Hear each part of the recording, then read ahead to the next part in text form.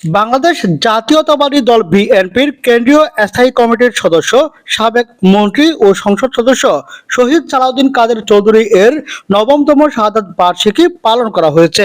বৃহস্পতিবার সন্ধ্যায় হাসান চৌধুরী বাড়ি জামে মসজিদ প্রাঙ্গণে ডাবুয়া ইউনিয়ন বিএনপি ও অঙ্গ সংগঠনসমূহের উদ্যোগে দোয়া মাহফিলের আয়োজন করা হয়। এতে প্রধান অতিথি ছিলেন চট্টগ্রাম উত্তর জেলা যুবদলের সহ যোগাযোগ সম্পাদক ও রাউজান কলেজ ছাত্রদলের সাবেক সভাপতি সৈয়দ মোহাম্মদ তৌহিদুল আলম। শ্রদ্ধার সহিত স্মরণ করছি শহীদ সালাউদ্দিন কাদের চৌধুরীকে। উপজেলা যুবদলের যুগ্ম আহ্বায়ক কাজী মোহাম্মদ বাদশার সঞ্চালনায় সভাপতিত্ব করেন বিএনপি নেতা মোহাম্মদ এরশাদ চৌধুরী।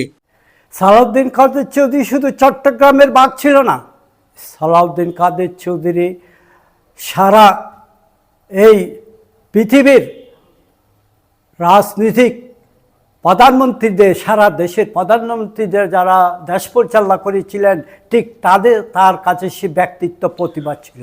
প্রধান বক্তা ছিলেন চট্টগ্রাম উত্তর জেলা যুবদলের সহ শিল্প বিষয়ক সম্পাদক মোহাম্মদ আলী মুন্না।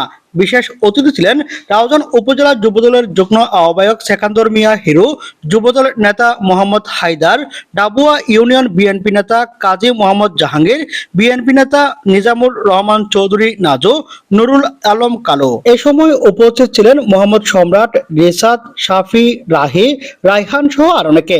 শেষে মিলাদ ও দোয়া পরিচালনা করেন মসজিদের পেশ ইমাম মাওলানা নূর হোসেন।